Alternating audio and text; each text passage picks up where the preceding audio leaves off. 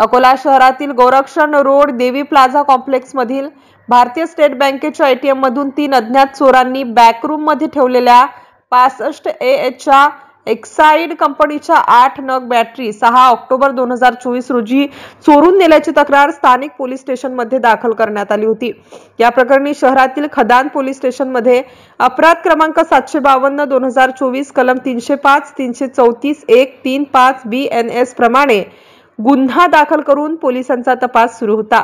या प्रकरणी पोलिसांनी सदर गुन्ह्यातील आरोपी भगवान विश्वनाथ सदार यास पातूर तालुक्यातील ग्राम चतारी येथून अटक केली आहे। या घटनेत खदान व सिव्हिल लाईन पोलिसांनी आरोपींकडून 1,68,000 रुपयांचा मुद्देमाल जप्त केला आहे।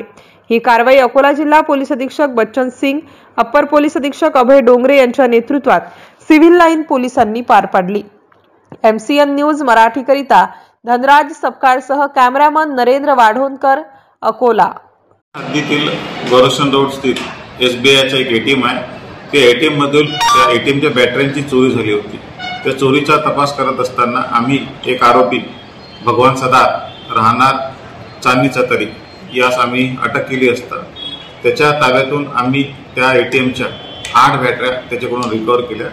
या व्यतिरिक्त त्यांनी आणखी 2 ATM चोरी त्या बॅटऱ्या चोरी केल्याची कबुली दिलेली आहे।